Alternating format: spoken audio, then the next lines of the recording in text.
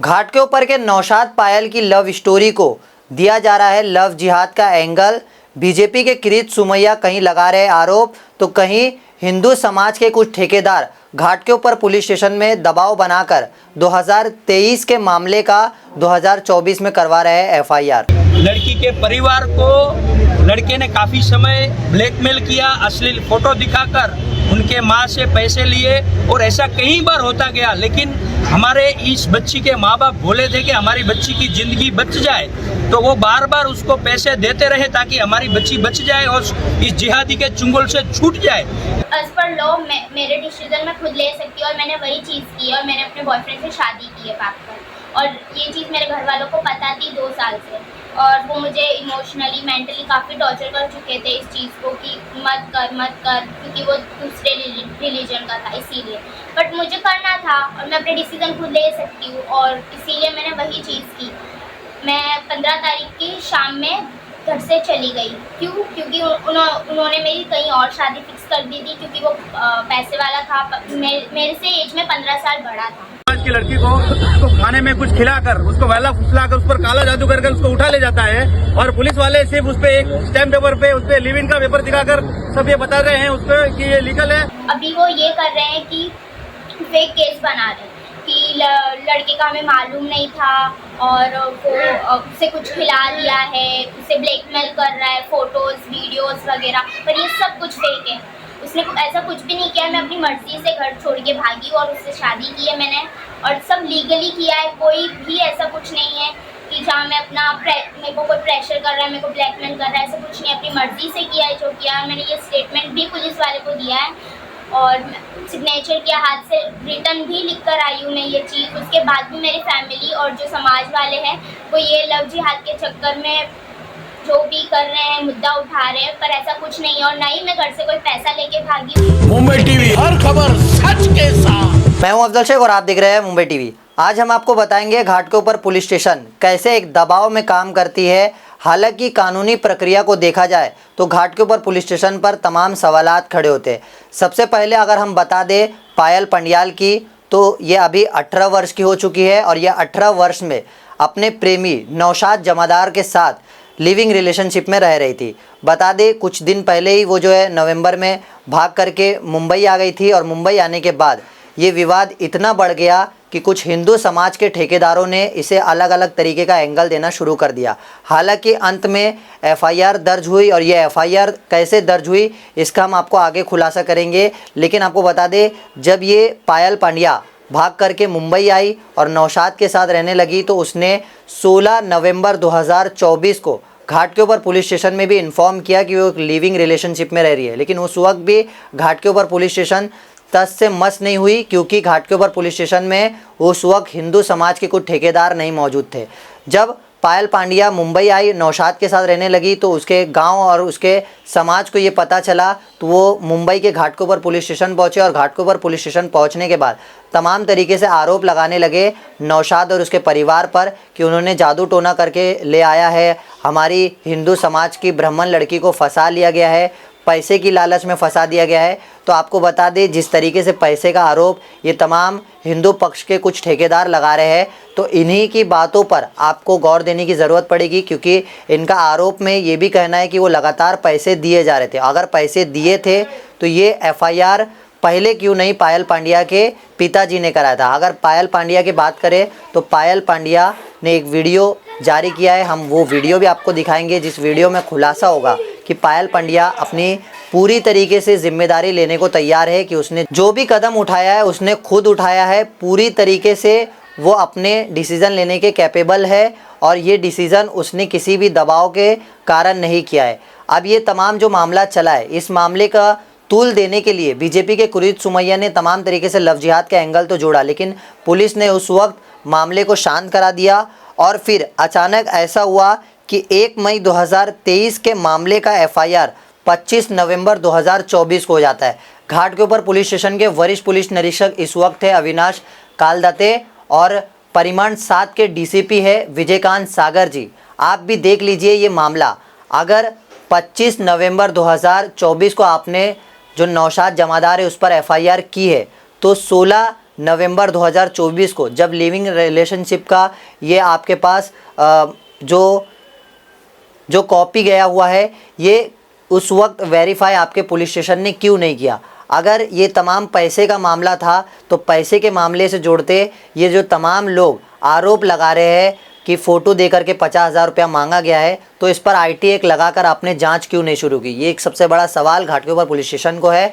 लेकिन अब ये देखना है कि नौशाद और पायल के इस तमाम प्रेम कहानी को जो लव जिहाद का एंगल दिया जा रहा है, इस पर पुलिस प्रशासन कब तक दबाव में कार्रवाई करेगी। ये तमाम तरीके से साफ़ हो जाता है कि पायल और नौशाद एक दूसरे को प्रेम करते हैं और उसी प्रेम के चक्कर में आकर के पायल ने इस कदम को उठाया, क्योंकि पायल का आरोप है कि उसके माता पिता ने उसकी शादी 15 साल के उससे बड़े लड़के से करवा दी थी पैसे का लालच देकर। ये तमाम आरोप पायल ने अपनी तरफ से लगाया है, लेकिन पायल अपने डिसीज़न खुद लेने के कैपेबल हो गई है।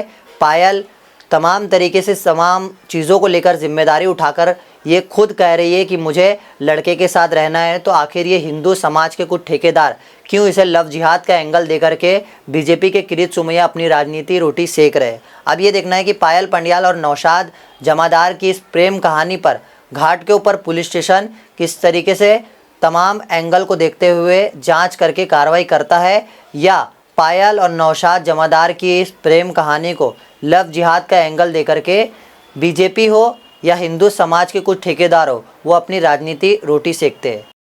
मेरा नाम पायल पंड्या है और मैं 18+ हूँ और मैं घाटकोपर में रहती हूँ। और एज पर लॉ मेरे डिसीजन मैं खुद ले सकती हूँ और मैंने वही चीज़ की है और मैंने अपने बॉयफ्रेंड से शादी की है भाग कर। और ये चीज़ मेरे घर वालों को पता थी 2 साल से, और वो मुझे इमोशनली मेंटली काफ़ी टॉर्चर कर चुके थे इस चीज़ को कि मत कर, क्योंकि वो दूसरे रिलीजन का था इसीलिए। बट मुझे करना था और मैं अपने डिसीज़न खुद ले सकती हूँ और इसीलिए मैंने वही चीज़ की। मैं 15 तारीख की शाम में घर से चली गई। क्यों? क्योंकि उन्होंने मेरी कहीं और शादी फिक्स कर दी थी, क्योंकि वो पैसे वाला था, मेरे से एज में 15 साल बड़ा था, पैसे वाला था करके उन्होंने ये चीज़ बोला कि मतलब हमने शादी फिक्स कर दी है, तुझे करनी पड़ेगी वरना हम कुछ कर लेंगे या तुझे कुछ कर देंगे। इसीलिए मेरी मम्मी ने कहा कि तुझे जो भी कुछ करना है अभी कर ले, क्योंकि गांव में जाने के बाद हमारा नाम नहीं ख़राब होना चाहिए। तो फिर मैं उसी 9 साढ़े 9 बजे घर से निकल गई थी 15 तारीख को। उसके बाद मैंने नेक्स्ट डे हम कोर्ट गए 16 तारीख को। सारा जो हमारा लीगली जो भी था पेपर प्रोसेस वो हमने किया। उसके बाद उसी शाम 8 बजे करीब हम लोग घाटकोपर पुलिस स्टेशन पहुंच गए थे, क्योंकि मुझे मेरा स्टेटमेंट देना था। मुझे मेरे इन-लॉज या हस्बैंड पे कोई प्रॉब्लम नहीं आने देनी थी, इसीलिए मैं गई। पुलिस वाले ने मुझे काफ़ी देर तक बिठाया, 2-2.5 घंटा। फिर मेरी फैमिली को कॉल किया, वो भी आई। उन्होंने भी समझाया मुझे, अकेले बिठाकर 3-2.5 घंटा मुझे अकेले बिठाया। उन्होंने समझाया इमोशनली मेंटली टॉर्चर, हम वो कर देंगे, ये कर देंगे, समाज ये वो। पर मुझे नहीं जाना है अपने घर, मैं यहाँ खुश हूँ। और मेरे अभी वो ये कर रहे हैं कि फेक केस बना रहे हैं कि लड़के का हमें मालूम नहीं था और वो उसे कुछ खिला दिया है, उसे ब्लैकमेल कर रहा है, फ़ोटोज़ वीडियोज़ वगैरह। पर ये सब कुछ फेक है। उसने ऐसा कुछ भी नहीं किया। मैं अपनी मर्ज़ी से घर छोड़ के भागी और उससे शादी की है मैंने, और सब लीगली किया है। कोई भी ऐसा कुछ नहीं है कि जहाँ मैं मेरे को कोई प्रेशर कर रहा है, मेरे को ब्लैकमेल कर रहा है, ऐसा कुछ नहीं। अपनी मर्ज़ी से किया है जो किया है। मैंने ये स्टेटमेंट भी पुलिस वाले को दिया है और सिग्नेचर किया, हाथ से रिटर्न भी लिख कर आई हूँ मैं ये चीज़। उसके बाद भी मेरी फैमिली और जो समाज वाले हैं वो ये लव जिहाद के चक्कर में जो भी कर रहे हैं, मुद्दा उठा रहे हैं, पर ऐसा कुछ नहीं है। और ना ही मैं घर से कोई पैसा लेके भागी हूँ, ना ही मेरे बॉयफ्रेंड ने मेरी मम्मी को ब्लैकमेल किया है पैसे के लिए, और ऐसा कुछ भी नहीं है। जबकि मेरी मम्मी वैसे उसको जानती भी नहीं है, ना देखा है उससे कभी। तो मेरी फैमिली ऐसे ही झूठ बोल रही है समाज में कि उसे कुछ खिला दिया है या फेक वीडियो मतलब जो न्यूज़ है वो दिखाकर उससे पैसे लिए उसकी मम्मी से। पर ऐसा कुछ नहीं हुआ है। मैंने जो भी किया अपनी मर्ज़ी से किया है। और इसके बाद अभी मेरी फैमिली मेरे इन-लॉज़ के घर जा रही है, उन्हें परेशान कर रही है। और अब अगर कुछ हुआ तो उसके ज़िम्मेदार कौन होगा? ऑफकोर्स मेरी फैमिली और समाज वाले होंगे। अगर मेरे हस्बैंड को कुछ हुआ, मेरे इन-लॉज़ को कुछ हुआ, तो उसके ज़िम्मेदार आप मेरी फैमिली और समाज वाले मुझे जो झूठ बोल रहे हैं, ऐसा कुछ नहीं हुआ। मैं अपनी मर्जी से भागी, मैंने अपनी मर्जी से इस्लाम कबूल किया, अपनी मर्जी से शादी की है, तो मुझे कोई बोलने वाला है। यहाँ पर सभी हिंदू समाज एकत्रित हुआ है। हमारे ब्राह्मण समाज की एक हिंदू लड़की को एक विधर्मी ने पहला फुसलाकर 18 महीने में एक दिन बाकी था और घर से वो लड़की निकलती है शनिवार को, और रविवार को जैसे ही उसको 18 साल होता है और उससे शादी करके भगा के ले जाता है। 2 साल से ये लड़की उस लड़के के संपर्क में थी। लड़की के परिवार को लड़के ने काफ़ी समय ब्लैकमेल किया, अश्लील फोटो दिखाकर उनके माँ से पैसे लिए, और ऐसा कई बार होता गया। लेकिन हमारे इस बच्ची के माँ बाप बोले थे कि हमारी बच्ची की ज़िंदगी बच जाए, तो वो बार बार उसको पैसे देते रहे ताकि हमारी बच्ची बच जाए और इस जिहादी के चुंगल से छूट जाए। लेकिन आखिर में ये शनिवार को हार मान लिया माँ बाप ने और बिना बताए उस विधर्मी के साथ भाग गई। और ऐसी घटनाएं ये क्या पहली बार नहीं हुई है। हम हिंदू समाज सिर्फ पैसे कमाने में लगे हैं, लेकिन हमारी बच्चियां बेटियां क्या करती है ये कभी हम ध्यान नहीं देते हैं। पैसा कमाना चाहिए घर चलाने के लिए, समाज चलाने के लिए, लेकिन परिवार से बड़ा कोई धन नहीं होता है। घर की बेटी लक्ष्मी होती है, लक्ष्मी से बढ़कर कोई धन नहीं होता है। इसलिए साथ साथ में पैसे कमाने के साथ अपनी बहन बेटी और जो भी है वो कॉलेज आती है जाती है, किसके साथ घूमती है फिरती है, ये सभी भी ध्यान रखने की आवश्यकता है। आज विश्व हिंदू परिषद बजरंग दल यहाँ पर और पूरा संपूर्ण हिंदू समाज, अंतर्राष्ट्रीय हिंदू परिषद है, हिंदू जागरण मंच है, सभी ने हिंदू होकर एकत्रित होकर हम हमारी बेटी को यहाँ से वापस लेने के लिए आए हैं। मैं हिंदू समाज से आह्वान करता हूँ, चिराग नगर पुलिस स्टेशन में आप आइए और एक विधर्मी से हमारी बच्ची को बचाने के लिए हमारी मदद कीजिए। आज ये भाई की, हरीश भाई की बच्ची गई है, कल हमारी भी बच्ची जा सकती है। हम सब हिंदू समाज एकजुट होकर, किसी की भी बेटी हो वो हमारी बेटी है, और उसके लिए हम तन मन धन जो लगता है वो लगाएंगे और हमारी बच्ची को लाएंगे और ऐसे विधर्मियों के हाथ में कतई नहीं देंगे। की लड़की को उसको खाने में कुछ खिलाकर, उसको वैला फुसलाकर, उस पर काला जादू करके उसको उठा ले जाता है, और पुलिस वाले सिर्फ उस पर एक स्टैम्प पेपर पे, उस पर लिव इन का पेपर दिखाकर सब ये बता रहे हैं उसको कि ये लीगल है, और उसको उसके घर पे भेज दिया। माता पिताजी के साथ में और घोर अन्याय हुआ है, उनको उनकी बात यहाँ पे सुनी नहीं गई और लड़की से उन्हें मिलाया नहीं गया। हम सकल हिंदू समाज की यह मांग है कि वो लड़की हमें सुपुर्द कर दी जाए। उसके बच्चा जो निर्णय होगा वो हम लेंगे। तमाम अपडेट से जुड़े रहने के लिए सब्सक्राइब करें मुंबई टीवी। मैं अफजल शेख फिर हाजिर हूँ एक नई न्यूज़ के साथ।